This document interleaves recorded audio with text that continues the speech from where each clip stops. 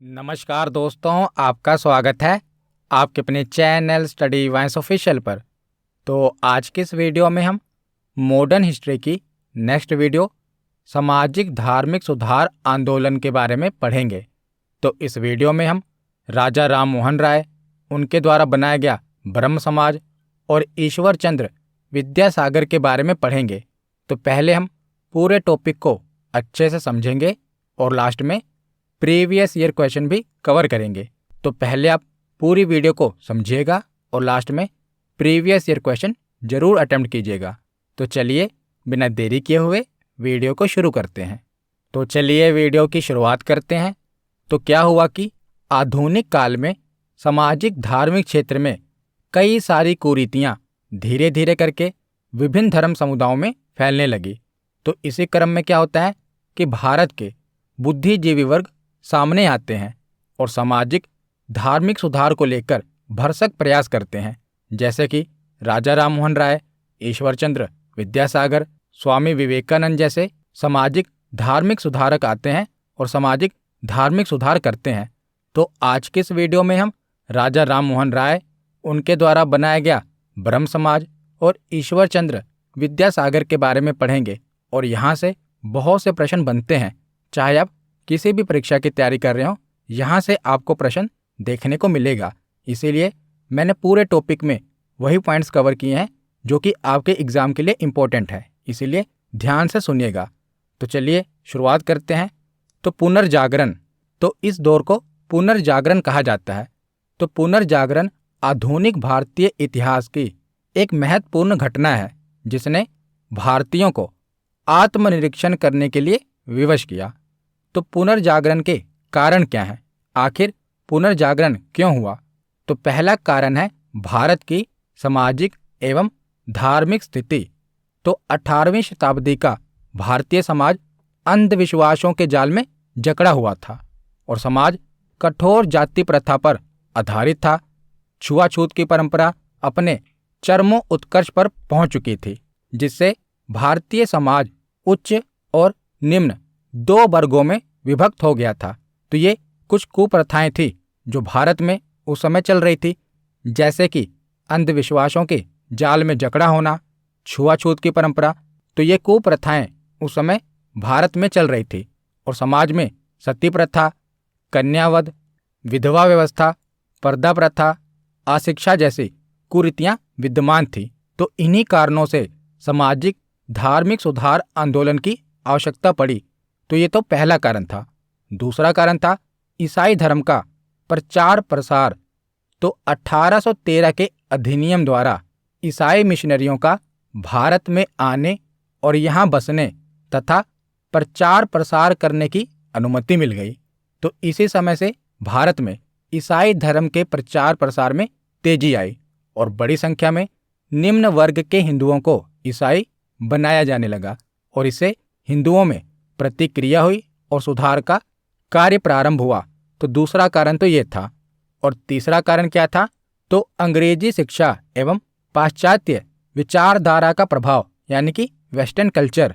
तो भारत में अंग्रेजी प्रभुत्व की स्थापना के साथ ही पाश्चात्यकरण यानी कि आधुनिकीकरण की प्रक्रिया प्रारंभ हुई और इसका प्रभाव कलकत्ता, मद्रास और बम्बई में पहले पड़ा और इससे एक नए वर्ग का उदय हुआ जिसे मध्यम वर्ग कहा जाता है। तो ये मुख्य रूप से 3 कारण थे पुनर्जागरण के। तो एक एक करके अब हम उन समाज सुधारकों के बारे में पढ़ते हैं। तो सबसे पहले देखते हैं राजा राम मोहन राय के बारे में। तो बंगाल में शुरू हुए सुधार आंदोलन का नेतृत्व राजा राम मोहन राय ने किया और इसी कारण से इन्हें भारत के नवजागरण का अग्रदूत, सुधार आंदोलनों का प्रवर्तक और आधुनिक भारत का पहला महानेता कहा जाता है। तो राजा राम मोहन राय को भारत के नवजागरण का अग्रदूत कहा जाता है, याद रखिएगा। और राजा राम मोहन राय का जो जन्म हुआ था ये 22 मई 1772 ईस्वी को बंगाल के राधानगर में हुआ था। और राजा राम मोहन राय की प्रारंभिक शिक्षा फारसी और अरबी भाषाओं में पटना में हुई, जहां इन्होंने कुरान, सूफी रहस्यवादी कवियों की रचनाओं तथा प्लेटो एवं अरस्तु की पुस्तकों के अरबी संस्करण का अध्ययन किया। तो राजा राम मोहन राय को कई सारी भाषाएं आती थी। बनारस में इन्होंने संस्कृत भाषा, वेद और उपनिषद का भी अध्ययन किया। तो वर्ष 1803 से 1814 ईस्वी तक इन्होंने ईस्ट इंडिया कंपनी के लिए वुडफोर्ड और डिग्बी के अंतर्गत निजी दीवान के रूप में काम किया और वर्ष 1814 में इन्होंने नौकरी से इस्तीफा दे दिया और अपने जीवन को धार्मिक, सामाजिक और राजनीतिक सुधारों के प्रति समर्पित कर दिया और इसके लिए ये कलकत्ता चले आए। तो इन्होंने अपना पहला ग्रंथ फारसी भाषा में लिखा था। याद रखिएगा, इंपॉर्टेंट है। तो कौन सा ग्रंथ था? तोहफत उल मुहिद्दीन। ये फारसी भाषा में था, जिसका अर्थ हुआ एकेश्वरवादियों को उपहार। तो इसमें मूर्ति पूजा का विरोध किया गया और एकेश्वरवाद को, यानी कि एक ही ईश्वर है, एकेश्वरवाद को सब धर्मों का मूल बताया गया। तो 1825 ईस्वी में इन्होंने कलकत्ता में वेदांत कॉलेज की भी स्थापना की थी। तो इनका पहला ग्रंथ कौन सा है? तोहफत उल मुहिद्दीन, जो किस भाषा में है? तो फारसी भाषा में है। और इन्होंने कलकत्ता में वेदांत कॉलेज की भी स्थापना की थी। उसके बाद क्या होता है? तो इन्होंने ईसाई धर्म के कर्म कांड की भी काफ़ी आलोचना की और ईसा मसीह को ईश्वर के अवतार के रूप में खारिज कर दिया। इन्होंने कहा कि ईसा मसीह कोई ईश्वर नहीं थे, यानी कि वो कोई अवतार नहीं थे।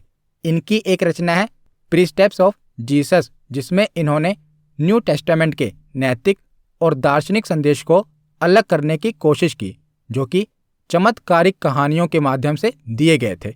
तो 1828 ईस्वी में इन्होंने ब्रह्म समाज की स्थापना की। वेरी वेरी इंपॉर्टेंट, बहुत बार एग्जाम में पूछा गया है कि ब्रह्म समाज की स्थापना कब और किसने की। तो 1828 ईस्वी में किसने की? राजा राम मोहन राय ने की। तो इनका उद्देश्य क्या था? तो इनका उद्देश्य था हिंदू धर्म में सुधार करना। तो इन्होंने समाज सुधार एवं शिक्षा के विकास पर अत्यधिक बल दिया। तो 1829 ईस्वी में इन्हीं के प्रयासों से सरकार ने सती प्रथा निषेध कानून पारित किया। तो इन्हीं के प्रयासों से अंग्रेजी सरकार ने सती प्रथा निषेध कानून पारित किया था। कब? 1829 ईस्वी में। तो उसके आगे देखते हैं। तो वर्ष 1819 ईस्वी में लॉर्ड हेस्टिंग के द्वारा प्रेस सेंसरशिप में ढील दी गई थी। तो राम मोहन राय ने 3 पत्रिकाएं निकाली थी। पहली थी ब्राह्मणवादी पत्रिका, वर्ष 1821 में निकाली थी। दूसरी थी संवाद कौमुदी, जो कि बंगाली साप्ताहिक था, जिसके ये संपादक थे, जो कि फारसी साप्ताहिक थी। तो इन तीनों का प्रकाशन किया था राजा राम मोहन राय ने। तो 1830 ईस्वी में राजा राम मोहन राय दिल्ली के उस समय के जो मुगल सम्राट थे अकबर द्वितीय, तो जितने भी मुगल सम्राट हैं सबके बारे में मैंने पढ़ाया हुआ है। मध्यकालीन भारत की प्लेलिस्ट में आपको सभी मुगल सम्राटों की वीडियो मिल जाएगी। तो मुगल सम्राट थे अकबर द्वितीय। तो इनकी पेंशन से संबंधित शिकायत थी, क्योंकि उस समय जो मुगल शासक थे ये केवल नाम के शासक थे। सारी शक्तियां तो अंग्रेजों के हाथ में थी। अंग्रेज इन्हें एक तरह से पेंशन ही दे रहे थे। तो अकबर द्वितीय की पेंशन से संबंधित शिकायत हेतु राम मोहन राय इंग्लैंड गए थे।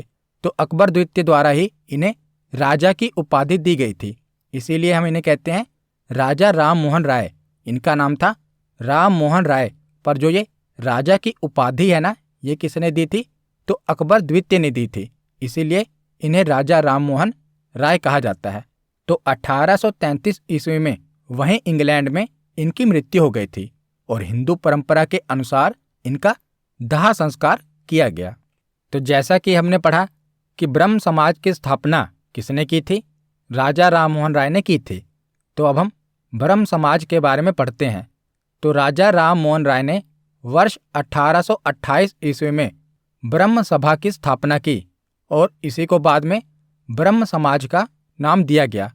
यह पुरोहिती, अनुष्ठानों और बलि आदि के खिलाफ था। तो जो ब्रह्म समाज था ये पुरोहिती, यानी कि जो पुरोहित होते हैं, अनुष्ठान और जो बलि थे, यानी कि जितने भी कर्म कांड थे ना, इसके खिलाफ था। यह समाज प्रार्थना, ध्यान और शास्त्रों को पढ़ने पर केंद्रित था। यह सभी धर्मों की एकता में विश्वास करता था। तो यह आधुनिक भारत में पहला बौद्धिक सुधार आंदोलन था। इससे भारत में तर्कवाद और प्रबोधन का उदय हुआ, जिसने अप्रत्यक्ष रूप से राष्ट्रवादी आंदोलन में योगदान दिया। और ब्रह्म समाज वर्ष 1866 ईस्वी में दो भागों में विभाजित हो गया, अर्थात भारतीय ब्रह्म समाज का नेतृत्व केशव चंद्र सेन ने किया और आदि ब्रह्म समाज का नेतृत्व देवेंद्रनाथ टैगोर ने किया। तो देखिए, अक्सर आपको इसमें कन्फ्यूजन होती है और एग्जामिनर यहाँ से प्रश्न पूछता है। तो ब्रह्म समाज की स्थापना किसने की? राजा राममोहन राय ने की। आदि ब्रह्म समाज की स्थापना किसने की? देवेंद्रनाथ टैगोर ने की। भारतीय ब्रह्म समाज की स्थापना केशव चंद्र सेन ने की। साधारण ब्रह्म समाज की स्थापना आनंद मोहन बसु और उनके सहयोगियों ने की। इसमें से ये तीन तो बहुत इंपॉर्टेंट है, ब्रह्म समाज, आदि ब्रह्म समाज और भारतीय ब्रह्म समाज। शुरुआत में ब्रह्म समाज ही था, लेकिन आगे जाकर ये कई वर्गों में विभाजित हो गया। तो ब्रह्म समाज की स्थापना राजा राममोहन राय, आदि ब्रह्म समाज की स्थापना देवेंद्रनाथ टैगोर, भारतीय ब्रह्म समाज की स्थापना केशव चंद्र सेन, साधारण ब्रह्म समाज की स्थापना आनंद मोहन बसु और उनके सहयोगियों ने की थी। तो उसके बाद आगे अब हम पढ़ते हैं ईश्वर चंद्र विद्यासागर के बारे में। तो ईश्वर चंद्र विद्यासागर 26 सितंबर 1820 ईस्वी को पश्चिम बंगाल में ईश्वर चंद्र बंदोपाध्याय के रूप में जन्मे और इन्हें 1839 ईस्वी में संस्कृत और दर्शन में निपुणता के लिए विद्यासागर की उपाधि से सम्मानित किया गया। इसीलिए इनका नाम पड़ गया ईश्वर चंद्र विद्यासागर। इनका मूल नाम क्या था? इनका मूल नाम था ईश्वर चंद्र बंदोपाध्याय, पर इनका नाम पड़ गया बाद में ईश्वर चंद्र विद्यासागर। तो 21 वर्ष की आयु में Ishwar Chandra fort William college में संस्कृत विभाग के प्रमुख के रूप में शामिल हुए थे और ये 19वीं सदी के बहुश्रुत समाज सुधारक थे, जिनका भारत में महिलाओं की स्थिति को बदलने में काफी योगदान रहा है। तो समाज सुधार के क्षेत्र में इनका सबसे बड़ा काम कौन सा था? तो विधवा विवाह को कानूनी मान्यता दिलाने में इनका सबसे बड़ा योगदान रहा है। किनका? ईश्वर चंद्र विद्यासागर का। तो याद रखिएगा, विधवा पुनर्विवाह को कानूनी मान्यता दिलाने में सबसे ज्यादा किसका योगदान रहा है? ईश्वर चंद्र विद्यासागर का। तो इन्हीं के प्रयासों से अंग्रेजी सरकार ने 1856 ईस्वी में विधवा पुनर्विवाह अधिनियम पारित किया था। तो विधवा पुनर्विवाह अधिनियम कब पारित हुआ था? 1856 में। किसके प्रयासों से? तो ईश्वर चंद्र विद्यासागर के प्रयासों से। तो 1856 से लेकर 60 के मध्य इन्होंने 25 विधवाओं का पुनर्विवाह करवाया और पुरुष प्रधान समाज में ईश्वर चंद्र विद्यासागर ऐसे व्यक्ति थे जो महिलाओं और लड़कियों के हक में कार्य करते थे। उनकी आवाज महिलाओं और लड़कियों के हक के लिए उठती थी। ये नारी शिक्षा के समर्थक थे। तो स्त्री शिक्षा के विकास में भी इनका काफी योगदान रहा है। इन्होंने बेथुन स्कूल के निरीक्षक की हैसियत से 35 बालिका विद्यालयों की स्थापना की थी ईश्वर चंद्र विद्यासागर ने। और ईश्वर चंद्र विद्यासागर का निधन 70 वर्ष की आयु में 29 जुलाई 1891 ईस्वी को हुआ था। तो यहाँ पर हमारा थ्योरी सेक्शन कंप्लीट होता है। अब हम प्रीवियस ईयर क्वेश्चन देखते हैं। तो पहला प्रश्न है कि किस वर्ष हिंदू विधवा पुनर्विवाह अधिनियम पारित किया गया? तो किस वर्ष पारित किया गया था? तो ये 1856 में पारित किया गया था। ऑप्शन ए इसका सही जवाब है। अगला प्रश्न है, राम मोहन राय को राजा की उपाधि किसने दी थी? तो राम मोहन राय को राजा की उपाधि किसने दी थी? मुगल सम्राट अकबर द्वितीय ने। तो ऑप्शन डी इसका सही जवाब है। अगला प्रश्न है कि आधुनिक भारत में हिंदू धर्म में पहला सुधार आंदोलन कौन सा था? तो पहला सुधार आंदोलन था ब्रह्म समाज। ऑप्शन ए इसका सही जवाब है। अगला प्रश्न है कि ब्रह्म समाज का उद्देश्य क्या था? तो ब्रह्म समाज का उद्देश्य था धर्म की बुराइयों पर प्रहार करना, एकेश्वरवाद का प्रचार करना। तो ये दोनों ही सही हैं। तो इसका सही जवाब है ऑप्शन सी। ए और बी दोनों ही कथन सही हैं। अगला प्रश्न है कि मुख्यतः किसके प्रयास से सती प्रथा का उन्मूलन हुआ। तो किसके प्रयास से सती प्रथा का उन्मूलन हुआ था? तो इसका सही जवाब है राजा राम मोहन राय। ऑप्शन बी इसका सही जवाब है। अगला प्रश्न है कि संवाद कौमुदी पत्र के संपादक कौन थे? तो संवाद कौमुदी पत्र के संपादक थे राजा राम मोहन राय। ऑप्शन ए इसका सही जवाब है। अगला प्रश्न है कि राजा राम मोहन राय से संबंधित निम्नलिखित कथनों पर विचार कीजिए। तो पहला कथन है कि इन्होंने विधवा पुनर्विवाह का समर्थन किया। दूसरा कथन है कि इन्होंने सती प्रथा के उन्मूलन का जोरदार समर्थन किया। और तीसरा कथन है कि इन्होंने अंग्रेजी शिक्षा के प्रवर्तन का भी समर्थन किया। तो इसमें से सही क्या है? तो तीनों ही सही जवाब है। मतलब कि इन्होंने विधवा पुनर्विवाह का भी समर्थन किया था, सती प्रथा के उन्मूलन में इनका योगदान है ही, और अंग्रेजी शिक्षा के प्रवर्तन का भी इन्होंने समर्थन किया था। तो इसका सही जवाब है ऑप्शन डी।